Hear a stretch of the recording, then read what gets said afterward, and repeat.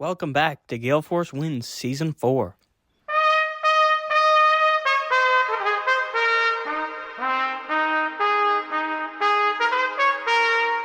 Hi, I'm Alan Dale from Gale Force Wins, and I got to tell you what an absolute pleasure it is to be here at the New Tech Centre in St. John's, Newfoundland. I want to tell you, this is a fantastic location. You can tell that these folks are geared up and ready for a lot of collaboration. I want to tell you, there's some great things happening in Newfoundland right now, and I am so happy to be in these conversations. What do you think, Gerry? Well, you know, Alan, I'm excited to be back with you doing our Tuesday night inspirational conversations. Every Tuesday night we give away a inspirational conversation. Andrea in particular, I followed her on LinkedIn. I've never met her before, don't really know anything about her. That's what I like about Gale Force Wins, Alan.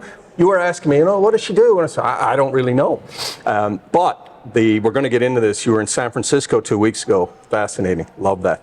But Gale Force Wins, Alan, has been a joy, and to have you sitting next to me again, we've been doing a lot of commercial work. This is how we started, Andrea, doing this.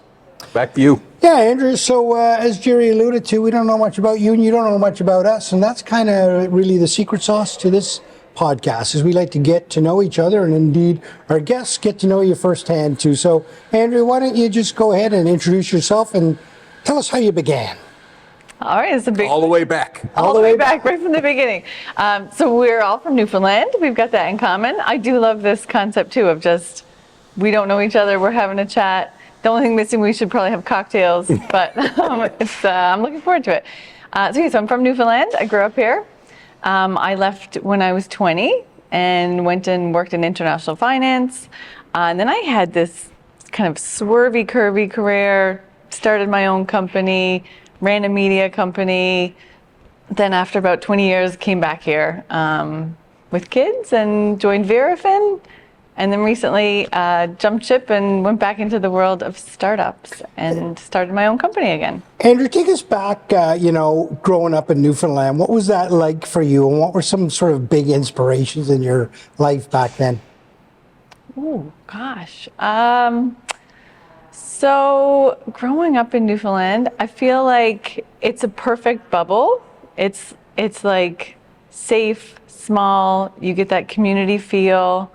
Like after I left here, I moved to big cities, and so you have this big contrast where, it's probably more exciting to be in a big city, but the experience you can get from having that sense where you know everybody is amazing. You grew up here in St. John's? Yeah. Yeah. Was there any business influence in your life? Because you were very young, obviously, to start.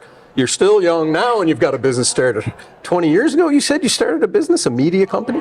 So first I started in international finance. So I worked at the World Bank and the European Bank. Where was that? So I worked in DC and then in London.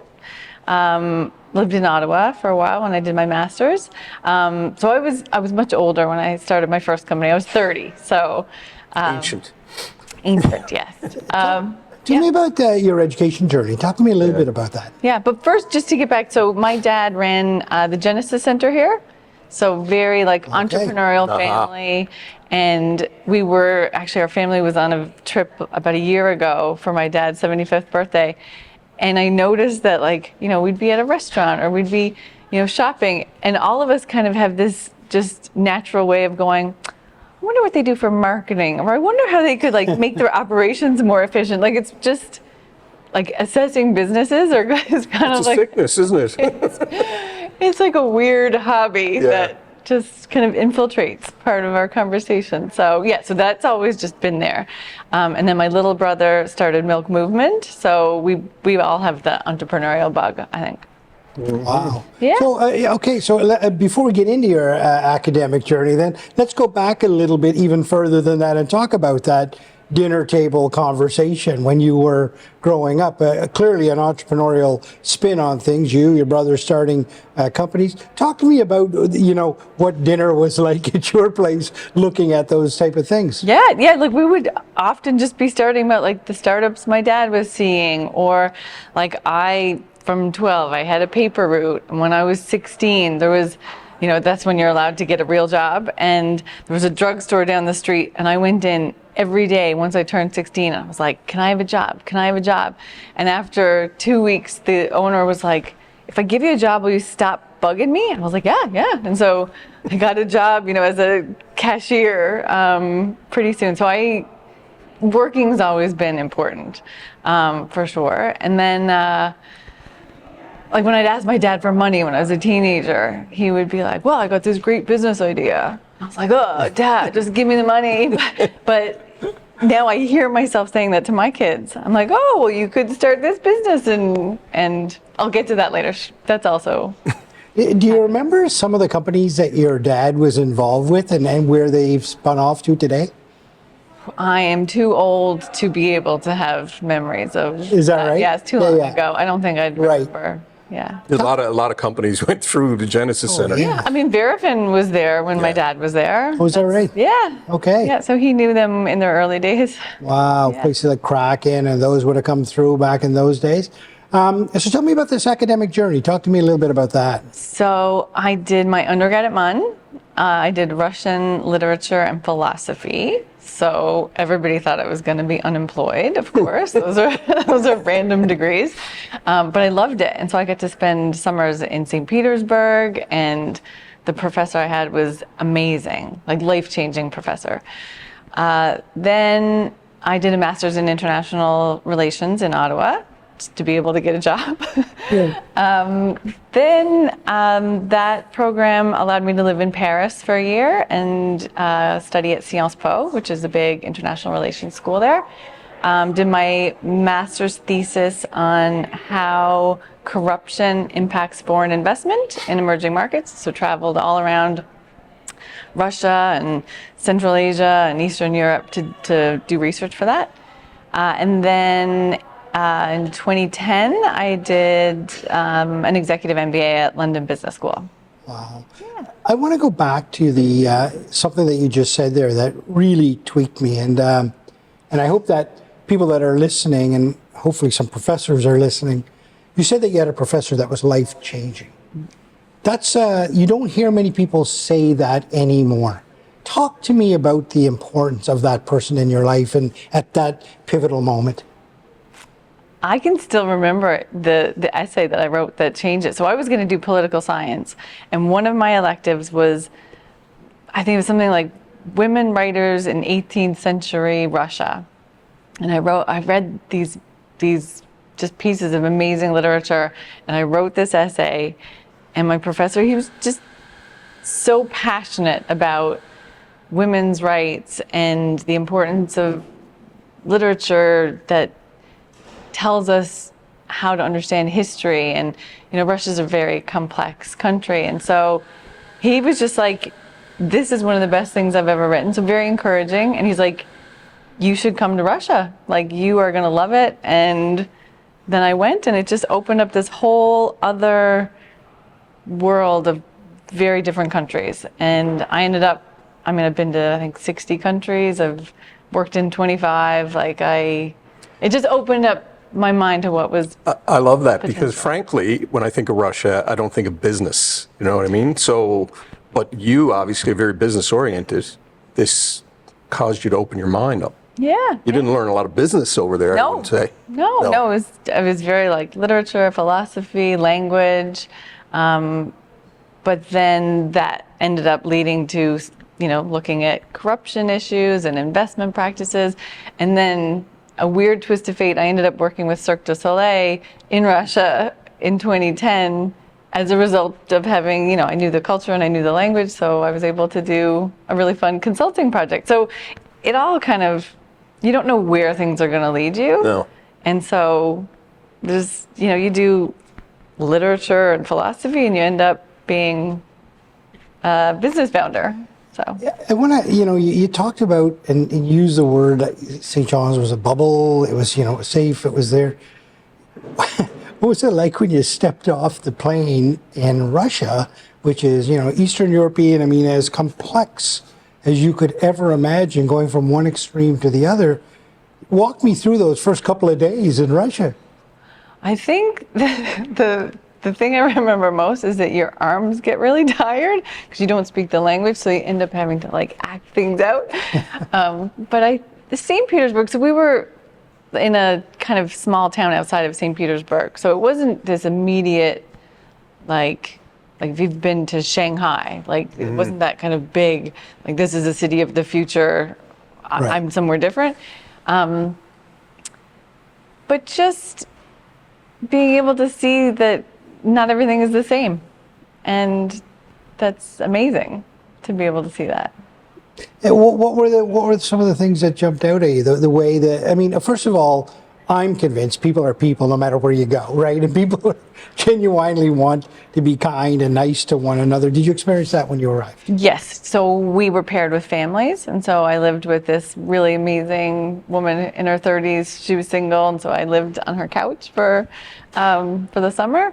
Yeah, I think, especially when you don't speak the language, I think then you have this other different level of connecting with people because you can't just easily communicate. Did she speak English at all? No, Not at all. not at all. Not a Wow. word. Yeah.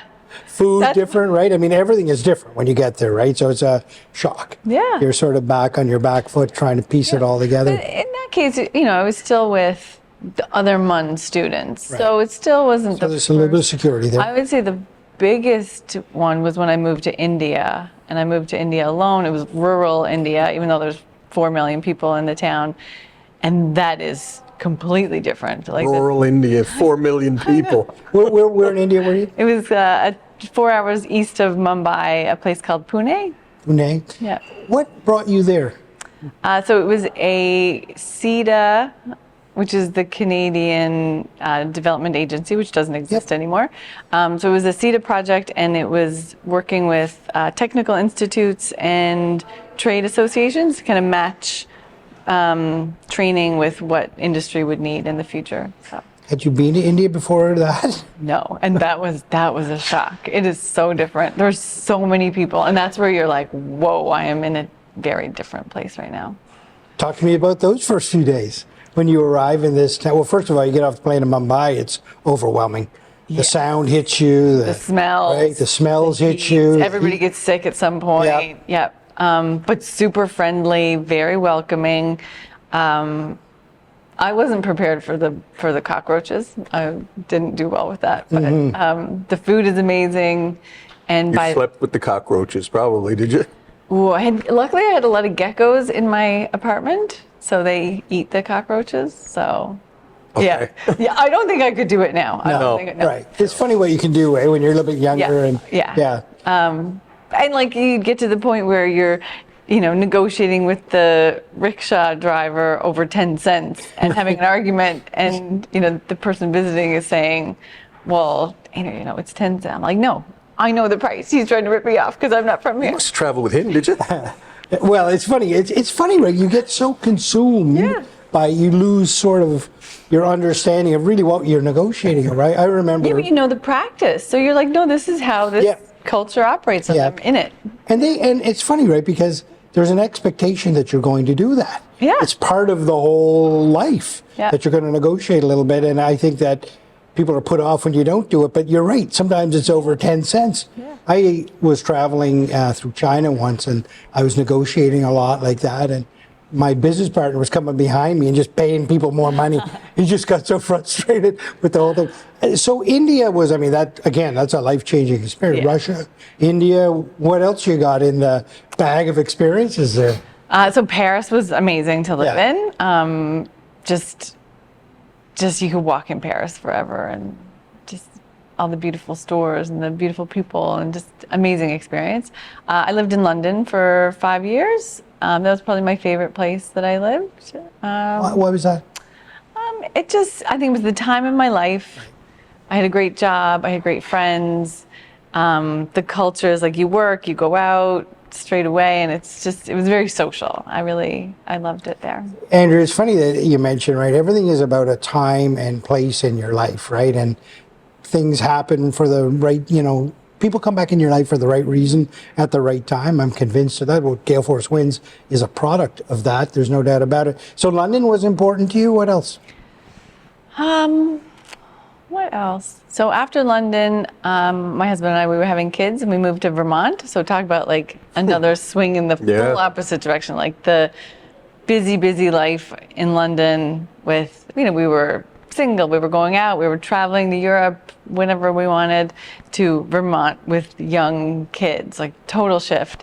But again, made amazing friends that were in the exact same situation as me, like just moved there, young kids. And that also was totally different, but equally rewarding and amazing because of the people there. And Right. we had a great lifestyle, easy. I think, yeah, I wouldn't have wanted to have young kids in London, and I wouldn't have wanted to have my single time in Vermont. So it all worked, yeah. Was Newfoundland always a drawback? Were you always thinking that you would come back here, or was that sort of a happenstance type of thing? I think once we had kids, then it started to kind of be like, okay, we'll probably go back there at some point. And then, gosh, I guess they were 7 and 4. And was like, okay, we want to be in Canada. And we kind of looked at St. John's, Halifax, or Ottawa. Those were our 3 choices. And when we looked, it's like, well, all of my family is still in Newfoundland, so that's the place to be. Husband, Newfoundland, or He's from Toronto. so he's from Toronto? Yeah. Big move for him to Newfoundland?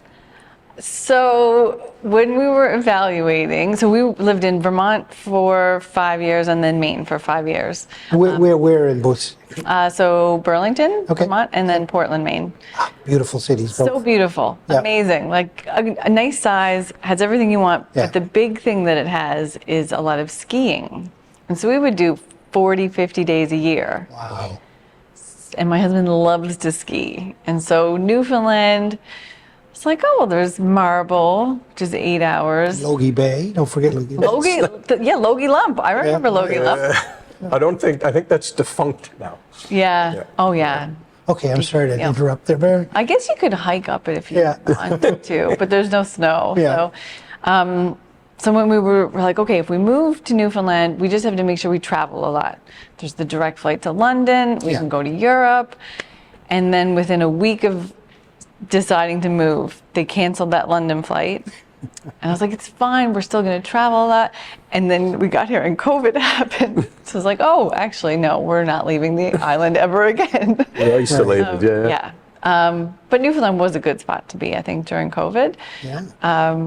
So besides the skiing and that it's hard to travel because it's just so far away and there's not great connections, other than that, it's been amazing. Right. Yeah, so you come back, and how old are the kids when you come back? So 8 and 5. Oh, what a perfect time to Yeah. come back and reintroduce them to the family, right? I mean, talk to me about that. Talk to me about that sort of coming back into the family fold after clearly an adventurous life, coming back with 2 little ones, right? And Yeah, well, we would always come back at least 2 or 3 times a year. And so that was the other thing. It's like, oh, well, if we lived here, we wouldn't have to vacation here. Right. Because then we could vacation elsewhere. So it made so much sense. And I think about like those early days when you have little kids and how important it is to have that help. So we missed out on some of the key years where I think it would have been great to have grandparents around. But yeah, so I joked, I was like, we're here for the Sunday turkey dinners, so, that's what I'm expecting. But no, it's been amazing. So like, just for them to be able to develop the relationship with grandparents, and like when we wanted to go on vacation, we would fly my mom to Vermont or to Maine to take care of the kids, which is not efficient at all. That's crazy, but so now life is easy and it's great here. Like you can actually still buy a house. I think it's like one of the few places in the world where you can buy a nice house. and have a good quality of life too, right? I mean, there's just so much this province has to offer, Yeah, and that's true. those little things like flights and stuff, yeah, it's a little bit more complicated to make that first leg or make that last leg home, which can be sometimes a little bit complicated, but it's kind of worth it in the long run because, when you're here, everything's great, right? But I do understand your point. So I want to, before I get into kind of what you're doing in the moment, I'm very excited to get into that. I want to, again, I want to dive a little bit more into some of those exciting places that you've been. Is there any one place that jumps out of the page and says, like, that was an incredible experience? We talked about India, we talked about Russia. London was great for you at a certain point. But was there another place, a small place, something remote that was, oh, wow, this has been a life-changing moment for me? Life-changing. Well, I would say Buenos Aires, Argentina, and Cape Town, South Africa are places I could live. Like, those places have a magic to them. Whether it's like people, food.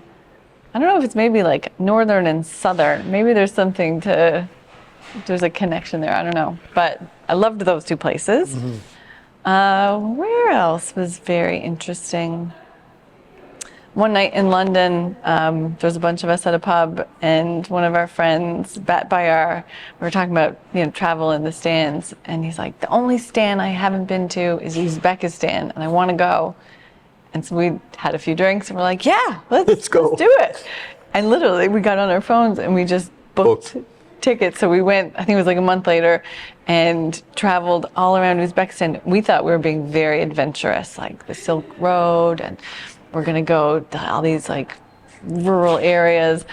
And everywhere we went, we saw these big tour buses, and we're like, oh, this is not actually that cool, but right. But it's very different. Yeah. And so that was worth it. We did this horseback riding trek up through the mountains, and there they just let you just run free, and that was a pretty cool trip. You've been a lot of places. Is there a place on your bucket list that you really want to go? You mentioned South Africa and Buenos Aires, but you've been there.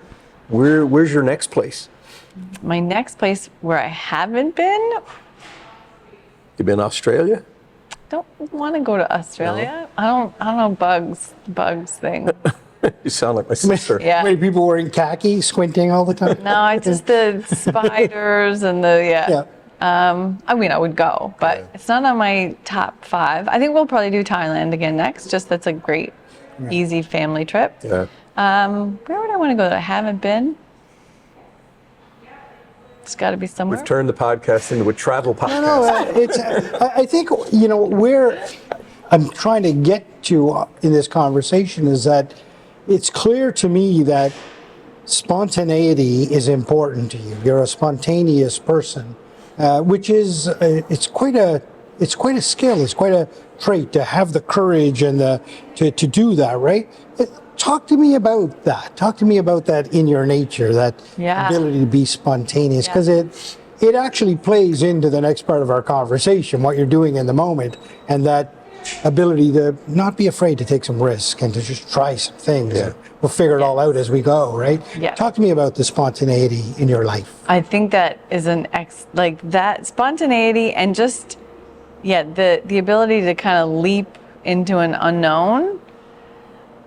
Like, when I look at my career of international organizations, to a small startup, to a media company, to Verifin, and now a startup again, and I've had all these different jobs. I used to think it was a weakness because I was like, I'm not a marketing expert, or I'm not like a finance expert. And I used to think that I'd done myself a disservice by jumping around. But now I think that is actually my superpower, is that I have done all these different jobs, big, small, and the ability to just kind of go, I trust that, whether it's I trust myself or I trust that things just work out if you take chances. Mm-hmm. That's probably the theme, that you just kind of believe in it and it works out. Now, it could also probably not. But I think if you go for it, it usually does. But normally,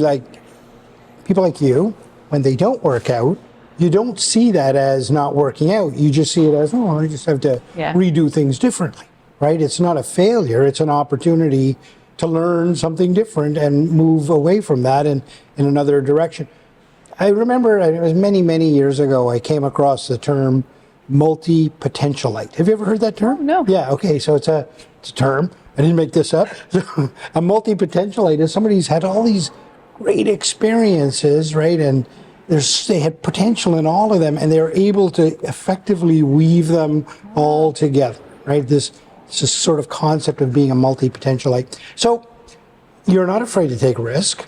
Does this stem maybe a little bit from your study of philosophy and a sort of a deeper understanding of things than just directly what's in front of you?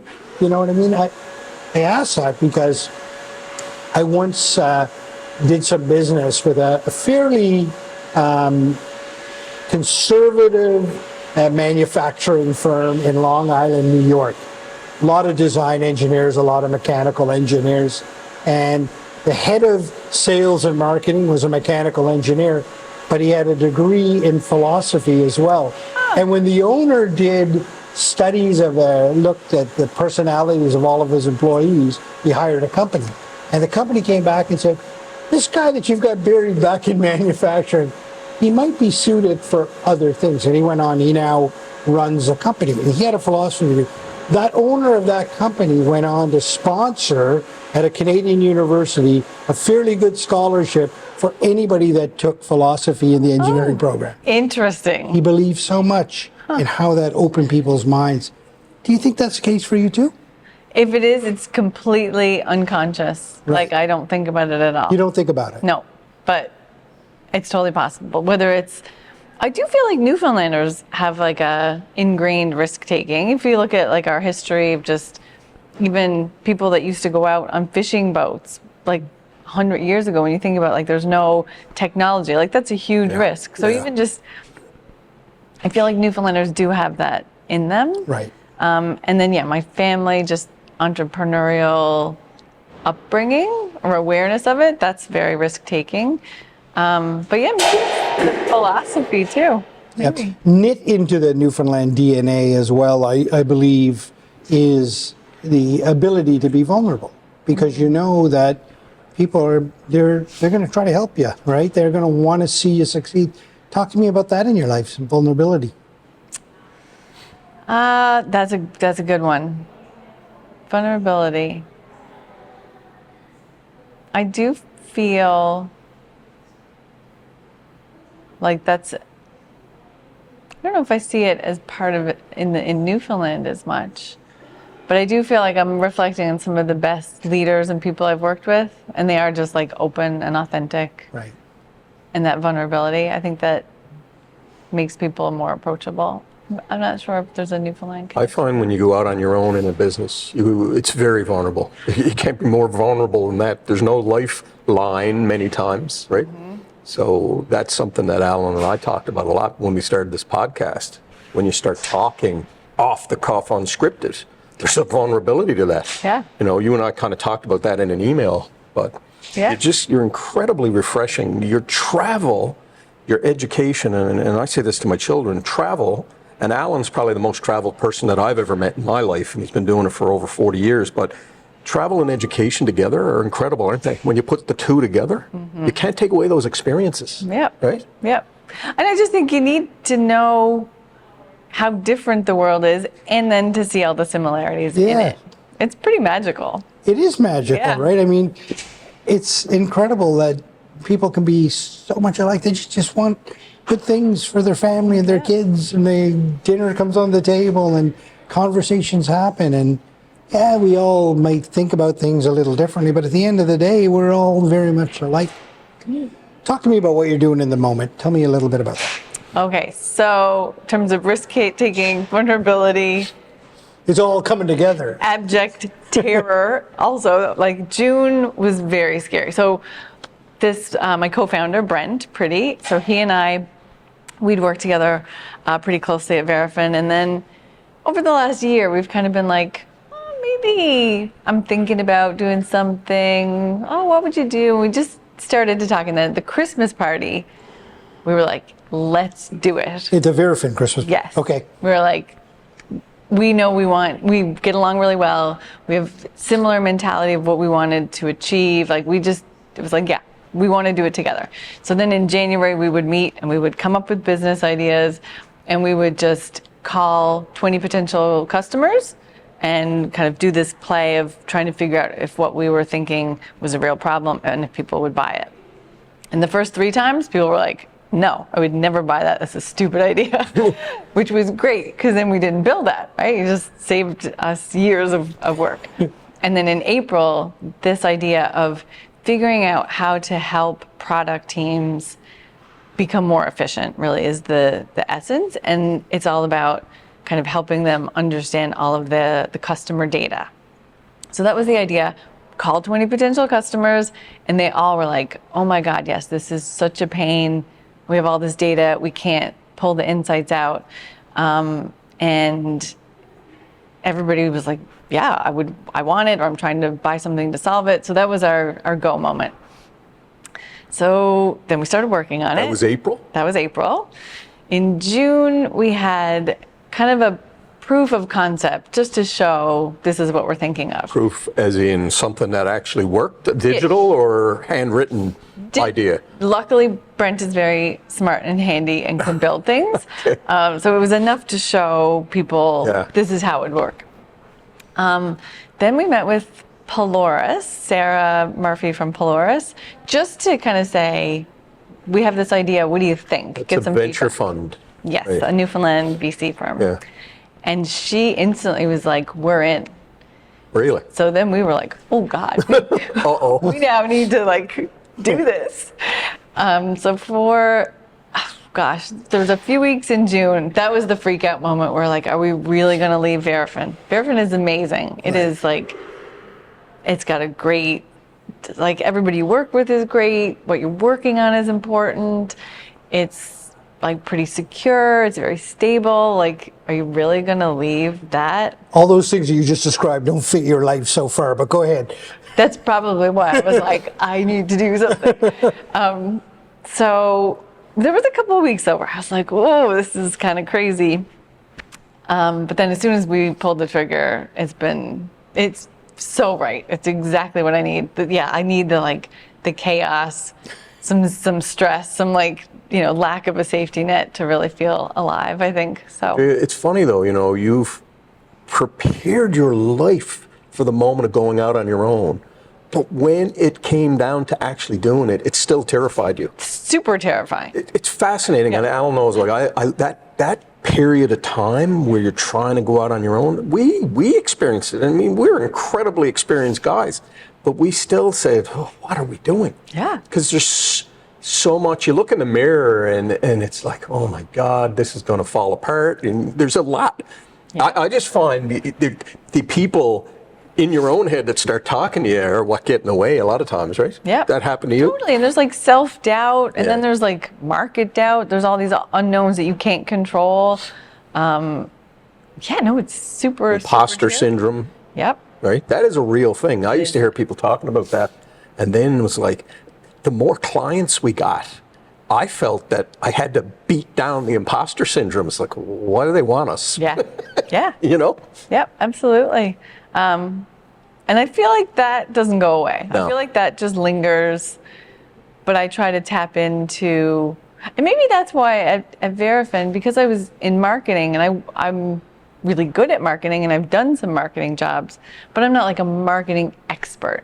I'm better just as a generalist, and startups, you do every single thing. Like I am HR, I am finance, you just end up having to do all the things, and I love that. Yeah. What do you think, the lasting impact of Verifin, a Newfoundland and Canadian unicorn? I mean, there's not a lot of those in Canada. What's the lasting impact of Verifin in Canada and Newfoundland, do you think? I mean, in Newfoundland, it's huge. I think it just gave everybody here, everybody in the startup ecosystem, and anybody who's even thinking about it, oh, that can happen here? That's huge. That just kind of gives everybody maybe the extra boost of oh, it would never work here, or we're too small, or no, you can build a $3 billion company here. That's huge. So just that alone. And then I think we are going to see people leave and either join startups or do their own startup. And you've got people who want to take the money they made and reinvest it here. So it's no small thing. I'd like to dive a little deeper into your product. Just unpack it for me so that our audience completely understands what you're all about. Explain it to me. Yeah, so we're building AI agents that help companies understand their customer data. And it's not just about pulling all of the data together and analyzing it. That's a big part of it. And it's actually, there's a lot of complex stuff that happens, but that just is the background. The real value is you could say, gosh, I wish I had a podcast so I could listen to all the customers who said they wanted X. And you push a button and it generates the podcast so you can hear the voice of your customer actually in their own voice. Were you in a meeting that we had recently? Because that's exactly what we're trying to do in some things. But anyway, sorry I interrupted. Well, we'll have to talk. And so, or you might say, oh, I need to prepare a slide deck and a presentation for our quarterly planning. And so like you'd have to go dig through all of your customer research and customer calls and sales calls. You just push a button and Cure, this actually just generates your slide deck, maps it to your product roadmap and tells you like these are the top things that your customers are talking about. So it really just does a lot of things that a product manager would do at a company. So, customer data, how are you pulling that in? Like what are the channels that's coming in from? So that's just, you connect an API to Salesforce, Gong, like all of the different types of products that... HubSpot. Yep, all the things. And you just, that's really easy. Right. Yeah. So that's apparently. Like, so that's like the conversations that you're having with your customers on email and Yep. feedback chats and all that. Support tickets, yep. Right. So anything that they're talking about, you're collecting. You just collect it You're all. aggregating all of that, and then when you go in and search, your algorithm search through your specific customers. Yes. It's not just a generic broad search. No. So it's very focused and very narrow. Yeah, it's very focused and it gives you instant access to the voice of the customer, basically. Wow. But it really is the power is being able to take the data out and put it into a format that is actually useful so that you don't have to go to another SaaS platform. Right. Like, I don't know how many things you guys use. I Yeah. feel like every day there's some new thing you have to figure out, log in, passwords, you know. Easy. It's crazy. Nobody wants it. Personally, I just want an email. Maybe I would chat with something over Slack because I use it. So we're taking all of the data and bringing it to where people already are, like podcasts or slide decks that they need. So that's the big leap because there's lots of ways to search data, but actually turning it into something useful is the power. So talk to me about that user interface. So what are they looking at? So you say they're listening to podcasts. So I guess maybe every customer is different. How they want their data, right? Yep, and every person at the company, like the CEO might just want a weekly email with the top 3 priority themes and what the customers are saying about that. So that he or she would not be logging into Acure. It would just be set up that he or she just gets that weekly email because that's maybe all they want. Right. And maybe it's the product teams that want to have podcasts by theme or there's all kinds of different, and so Acure actually has it all organized already, so it can proactively send the data in whatever format you want, but it's also responsive. So you could, in a chat, say, I need to know which customers are talking about our new product. And then Acure chatbot will come back and present whatever you're looking for. So it's kind of like having a research analyst who sits next to you and does whatever you want. Right. Yeah. Yeah, and very bespoke to everybody within the company. Yeah. Wow, that's an incredible it's pretty amazing. So what does is it as in a dashboard? Is it a software package? Like, how do you interact with it as a client? So it will have a dashboard, and it is a platform Right. to enable all of the things that, because some people will want to go in and tweak different things, and you do have to set up how you would send out the information, but we think that the power is delivering the info to where they are. So most people won't ever go to the dashboard. Right. It'll just get pushed to them. It's just going to get pushed to them. And Because nobody wants another dashboard. Nobody wants another dashboard, right? Nobody wants that other thing to learn. And you got to figure out where all the buttons are. It's Yeah. just, no. I hate when the dashboards change. Oh, we're doing an update. Oh, Yeah. I know. Canva just changed a lot of stuff, and I'm like, oh man, I don't know where anything is anymore. Exactly. I don't want another thing in my life. Just, Subscription based, or how does it work? so it'll be an annual contract. An annual Yes. contract. Yep, with unlimited seats and unlimited usage because we want people Wow. to use it. Right. And of course, you'll be constantly learning. It's AI going in the background, right? So the more you have in there, the more you're learning. What does the ideal customer look like? So we're still honing in. We're fairly certain it is B2B software companies. And initially we thought it was going to be in that 50 to 250 person size company. But now the more we talk to people, it's more likely 500 to 1,000 employees. So that kind of size. Okay. Yeah. Sector? Are you agnostic of sector? Or? Agnostic at the moment. We are trying, there's some value in going specific, but everybody we talk to understands the problem and they have it and they want it solved. So Right. we don't want to close any doors just yet. Still early days. So we really try to talk to as many companies as possible to learn. And how big, so this sounds amazing. How big is the team behind you doing this? So it's myself and Brent Priddy, the co-founders, and we hired 3 engineers. And we think that's good for the next while. Okay. Yeah. So 3 software development engineers working, churning away in the background. Are you based out of the tech center here? Yeah, so the 4 of us are here, and then Okay. there's 1 person in Montreal. Right. Yeah. Churning all this out. Customers coming now or early days? We are launching the beta in 2 weeks. Okay. So we have 10 customers signed up who are going to use it. Yeah. 3 months into this business. Can you talk about the customers that you have? Or not necessarily by name, but sort of. I can say that there's a couple of small ones, but most of them are in that 50 person Okay. size, and they are across Canada. Okay.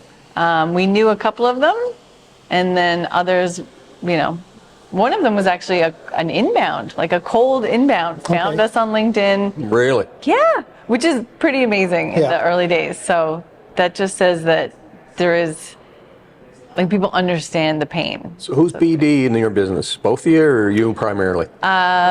Both Brent and I are going to end Yeah. up doing founder-led sales for the Right. first while. Yeah.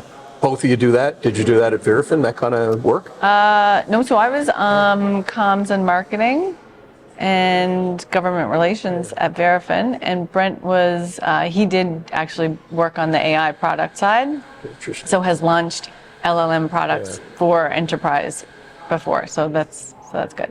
So these guys, see, ultimately the companies that are in the early stages, this first beta project coming out in 2 weeks, their goal is to drive sales in the company. Is that the ultimate goal with the software, or? So, it's interesting. It's fascinating. So everybody we talk to, we ask about price, right? Like what's a price where you'd be like, oh, that's so cheap, and what's the price where you'd hang up the phone? It's kind of the range we're trying to get. I think if we do that.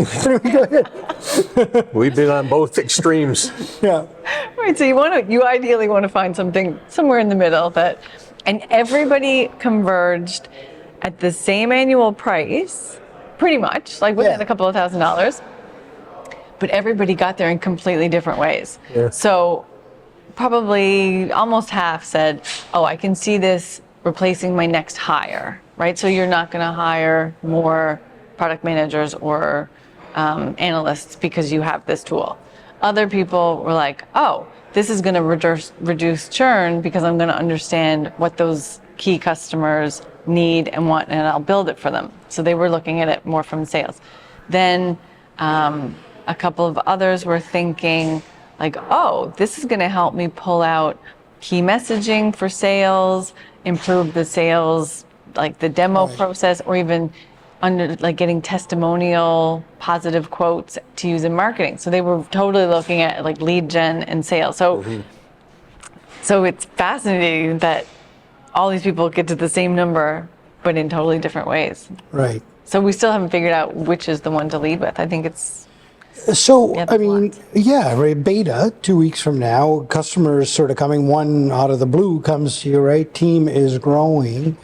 Talk to me a little bit about your ability to rapidly scale this should you have to? Because it sounds like it's one of those things where you could wake up this time next year and say, how did we get this big? And that complicated moment of scaling, right? Yeah, that's the only thing that keeps me up at night. Talk to me about it. Is like, woof, that's, because founder-led sales is hard, but it's easy in a way because you're engaging one-to-one. You know everything that's being said, even though we do use a cure for our own intelligence understanding. But you just know what's going on. And then there does come a point where, yeah, you're right. You just need to be able to ramp it up so quickly. So we already we know who we're going to hire for our first salesperson. It's somebody who I worked with at the media company, who is the best salesperson I've ever seen in my life. And so he's excited to join eventually. But yeah, like you need customer support, you need more engineers. So our superpower is that we are so fast at pivoting, iterating, that part takes the stress out of it. I just know how quickly we're able to react and respond. Right. So we've raised 1.1 million to date. Wow. It's pretty good. It's pretty good, is Pretty right. good for a pre-seed. So if we did see that very, very quick traction, there's a lot of other VCs who are pretty excited about us. So I think we would just pull the trigger, do a seed round, and ramp up. Ramp up that way, yeah. Yeah, and concern about finding the people, or do you feel that the business is such that the work can be done anywhere, and is it a desire to keep it sort of in Canada, Newfoundland, or does it matter to you, or is it important to you to be elsewhere? Good question.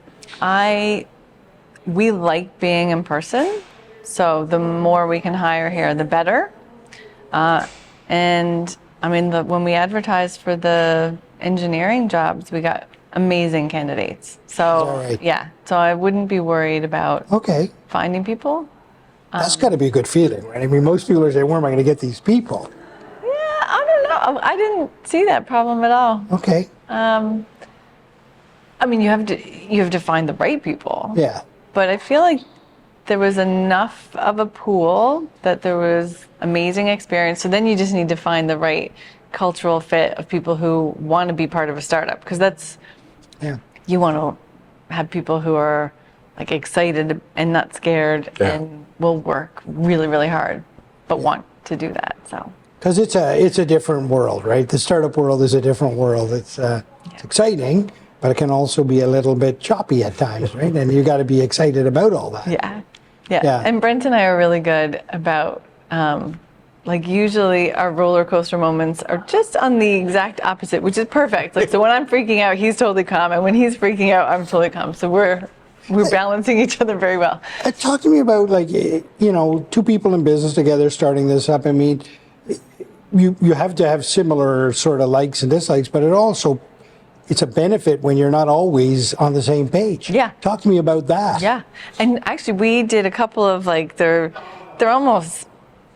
a bit better than those like old fashioned quizzes, but they're kind of questionnaires that go through to see if you're compatible founders. And so we did that early on because we were really like, we know that this is a big deal. I mean, it's almost more serious than getting married, like, because you're good. It's a relationship. It's and one that. Sorry for laughing, is it? We were married. We're married. But anyway, I get it. No, we're not really. You don't know us enough. No, I'm saying in a business relationship, right? It is, right? And you're not in love, so you're just literally coming into this as business partners. Yeah. But you're in love with the business. Yes. Right. But it's a very different relationship, and I think it's too easy to kind of go like, oh, we're friends and we'll do this. Like, we were actually a bit more pragmatic about it, and he's got all this product experience. I have more kind of sales and marketing experience, so we matched together nicely there. But we also said, like, we put out scenarios in the future of like, what if this happens? How would you handle it? And like, what is your work style? So we were pretty, like, we evaluated each other before we did it, which was smart. And it's a startup is always evolving. It's always changing. Every day is something new and something else to tackle, and you've got to be sort of respectful of one another, but at the same time sort of not be afraid to say, hey, I don't know if that's a good idea, or are we ready for that yet, and sort of and be open to the feedback. So when you say it's like a marriage, right? It is, you are growing something together that is like I don't want to use the word child, but it's like it's a thing, it's an entity that requires a lot of your, not only your sort of your mental capacity, which it does, but a lot of your emotional capacity too, right? To pour into this, right? Yeah. It's a very complicated place, right? And you're right at the beginning of it. Yep. And so we kind of said, like, if you look at the different parts of a business, we're like, you're mostly responsible for this, I'm mostly responsible for this is joint, but then we share everything at the same time. So we kind of structured it a bit. And then the best thing is every week we meet for a half an hour just to talk about any like feedback or annoyances or grievances, to get it out in the air, because you can't hold on to them. Hard to do. That's hard to do. Hard to do. There's a book called Radical Candor. Have you ever read that book? It's really good, and it's all about just how to give hard feedback in a nice way. Right. Basically, you just say, like, I care about you. This is why I'm going to tell you something that is you don't want to hear, but you need to. Right. And that's exciting. That's very exciting. Fascinating. Cool product. So, one thing that I always ask people on the podcast is we kind of got a little bit of an understanding of where you've come from, a fascinating sort of journey, and I'm sure we just touched on it, a fascinating journey. I understand what you're doing in the moment, but now I'm really excited to learn, like, what's over the horizon for you, both on the professional side with the business, where do you see that in 2, 5, 10 years from now, and personally, what's exciting, and what do you what does that look like for you in the future? Yeah, so I mean, the business is going to be uber successful. I actually have 100% faith that it's going to be big. What is that definition of success? What does that look like? I don't know, hundreds of millions of dollars and thousands of customers and global and useful. Right. Yeah, I think making an impact in a very big way. Yeah, so I think that, that's pretty exciting. Yes. So that will require lots of my mental and physical, and it's a lot of me, which is great. And then, so I have a 13-year-old and a 10-year-old now. Boys, girls? Girls. 2 girls. So, like, it's the best age. I love it. Like, they're just, I love every part of it. So spending lots of time with them. The 13-year-old actually just launched her own business this summer. She started an entrepreneurship summer camp for kids aged 10 to 15. Nice. Podcast guest. We'll have to get her on. Oh my God, so that was one idea. Like, started also in April. So she hit revenue before we did. Because I think their revenue was $15,000 this summer, and she made 13. 7. Yeah, she made 7,000 profit. So she hired MUN students, partnered with MUN Center for Entrepreneurship, ran these 2 weeks of camps. There was a pitch competition at the end where kids pitched their ideas that they came up with and won $1,000 at the end. So it was like really pretty genius. So then at the end, she picked one of the counselors as her co-founder. They've incorporated.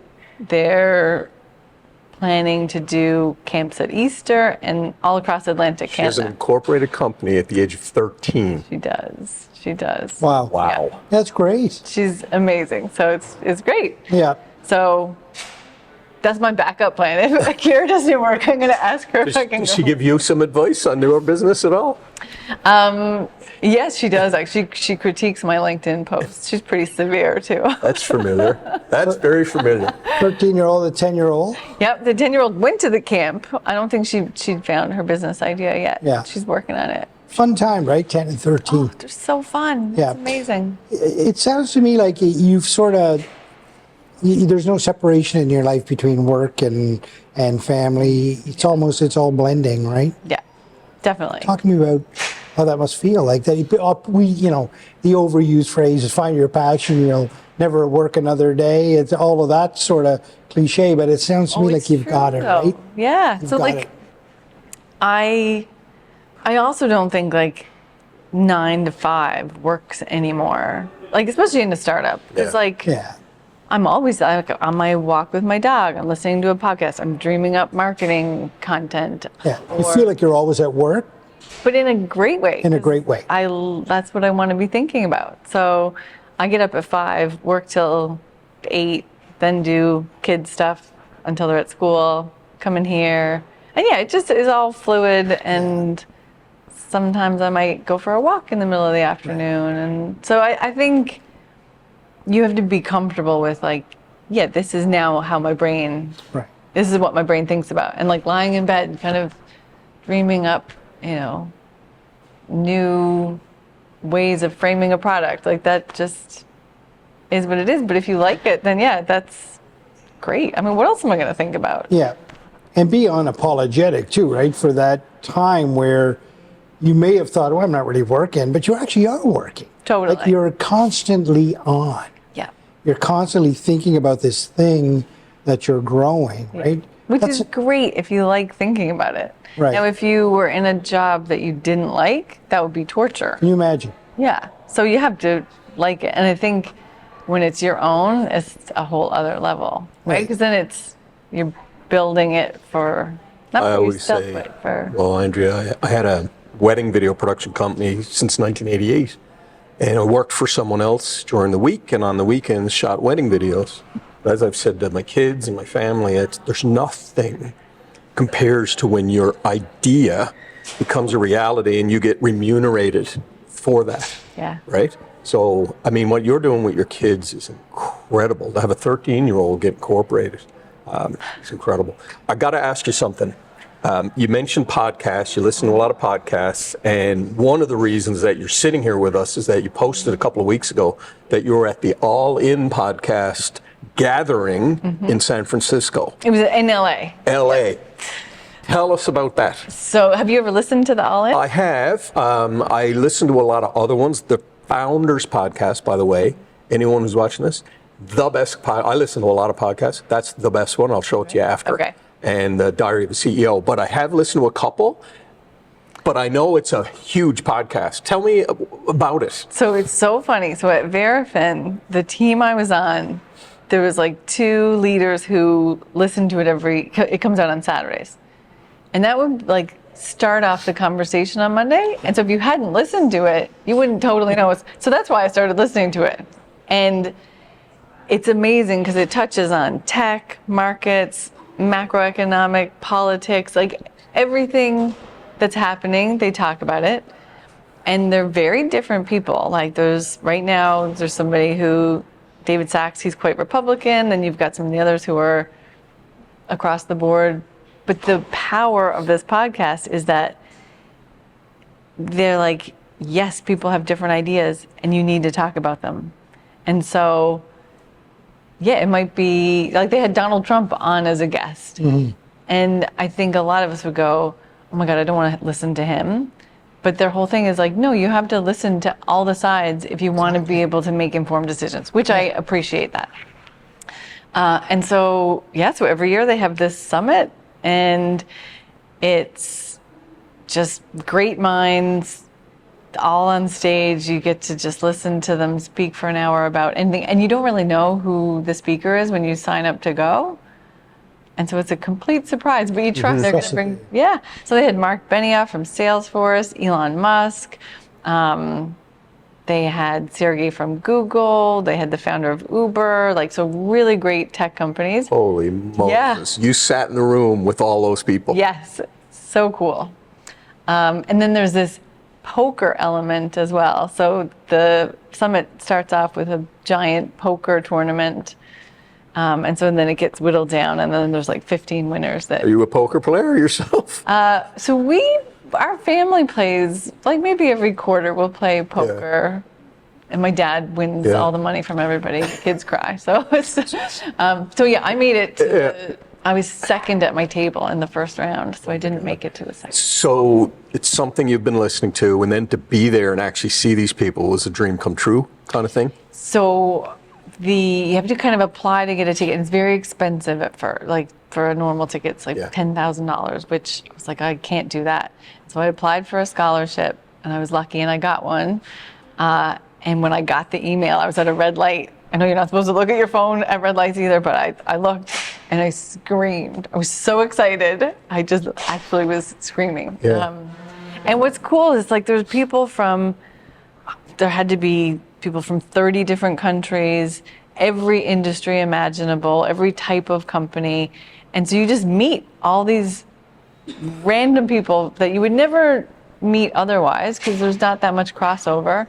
But they all listen to this podcast and who have this belief in dialogue and the importance of dialogue and listening. So it was so powerful. So since you've been home, have you listened to any of the content that was actually produced at this event? Or what's it like listening to the podcast now that you've actually been there and seen these people? Probably the same. I enjoy it the same amount. Yeah, I haven't gone back and listened to any of the talks yet, but I probably will. So over the horizon, we know professionally you've got this vision, which is a wonderful vision.